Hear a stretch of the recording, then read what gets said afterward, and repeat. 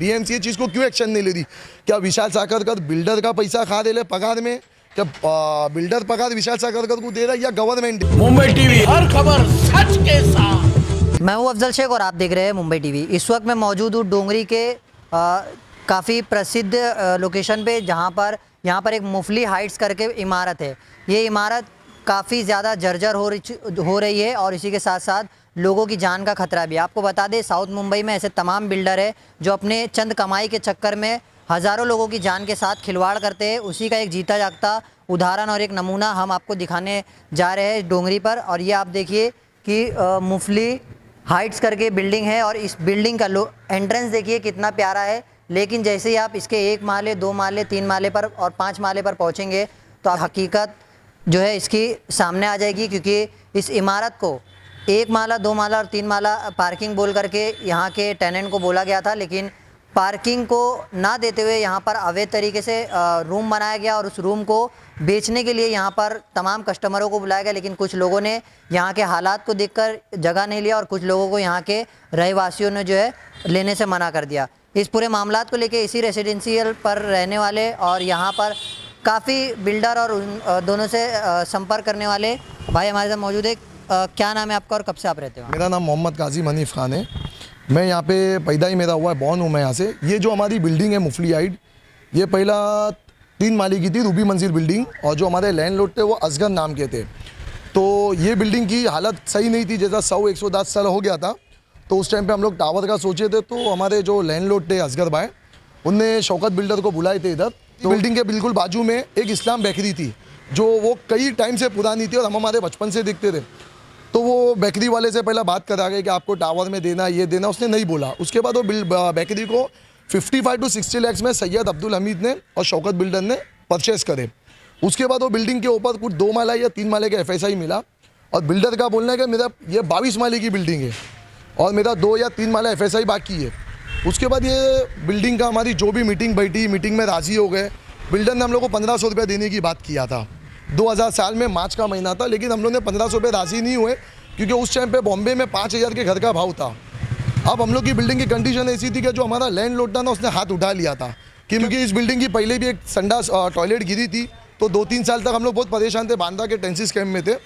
फिर हम लोग ने बिल्डर को हमारी मजबूरी में दी। बिल्डर ने हमारे से एग्रीमेंट बनाया। एग्रीमेंट में हमको बताया कि पहला माला, 2 माला, 3 माला में आपको पार्किंग दूंगा और ऊपर 2 रिफ्यूजी दूंगा, जैसा 8 माला और 15 माला और 16 माले की बात किया था, बोले रिफ्यूजी दूंगा। उसके बाद 18 महीना और 22 महीने में बिल्डिंग बनी नहीं। हम लोग हमारे लैंडलॉर्ड के पास गए, लैंडलॉर्ड से जिक्र करे। लैंडलॉर्ड ने आके बिल्डर से बात किया कि भाई ये क्या प्रॉब्लम है, क्या हो गया। तो बिल्डर का बोलना है कि बॉम्बे में सारे टावर को एस्टे लग गए है, 7 साल तक हमारा ऐसा ही मसला हो गया। उसके बाद फिर इसका काम चालू हुआ और हमारा थोड़े दिन के अंदर जो हमारा लैंडलॉर्ड था वो मर गया। तो उसके लिए कोई बात करने वाला इंसान नहीं था। तो फिर टेनेंट से आपस में मीटिंग बना के सैयद अब्दुल हमीद के पास और शौकत बिल्डर के पास। तो बनाया इसको बनाने वाला शौकत बिल्डर है और अपना अब्दुल हमीद है।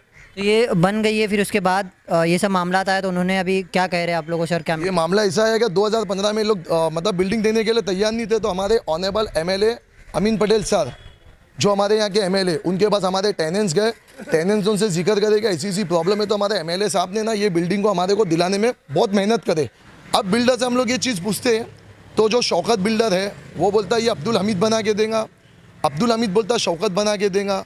ये बिल्डिंग में ना बिल, जो इलेक्ट्रिसिटी के बिल है वो हमारे नाम पे नहीं आते। उसके बाद यहाँ पे कोई भी डॉक्यूमेंट्स हम नहीं घुमा सकते। तीसरी बात, इधर की जो लिफ्ट है, लिफ्ट कभी भी 17 माले से 10 माले पे आ जाती, 10 माले से 5 माले पे आ जाती है। और लिफ्ट वाले को हम लोग बुलाते, लिफ्ट वाले के साथ हम लोग हर चीज़ करते। तो उसके बाद भी लिफ्ट वाला कोई, मतलब बिल्डिंग वाला कोई सुनवाई नहीं है। परसों के दिन हमारे वॉचमैन चाचा ये भी अटक गए थे, हमने इनको निकाले। और उसके बाद कल भी हमारे 17 माले के टेनेंट्स और 9 माले के टेनेंट्स अटक चुके थे, उसको हम लोग निकाले। तो मतलब ये बिल्डिंग में कोई फायर का कुछ भी नहीं है कि अगर अंगार लग गई तो हम बचेंगे कहाँ से, किधर जाएंगे। तो वो चीज़ का कोई भी सुविधा नहीं। अब बिल्डर से हम बात करते, वो बिल्डर बोलता उसको बोलो, वो बिल्डर बोलता उसको बोलो। अब ये बोलते बोलते जो हमारी कार पार्किंग की जगह है, लिफ्ट जो बिल्डर ने दिया नहीं है, वो कार पार्किंग के अंदर इन लोग ने मदरसे का नाम लेके, जो हमारे मतलब पुरानी बिल्डिंग में 6 दुकान, एक मदरसा लीगल था, मदरसा रजिस्टर्ड था, दुकान भी टेनेंट्सों की थी। अब टेनेंट्स की क्या बात हुई बिल्डर के साथ, तो हम लोग को नहीं मालूम। बाद में जब ये बिल्डिंग का मसला आया तो टेनेंट्स को इन लोग बोलने लगे दुकान नहीं है तुम्हारी, ये नहीं है, वो नहीं है। वो अब जो दुकान है, दुकान की जहाँ तक की हद है, उस दुकान को उसने भाल ले लिया है।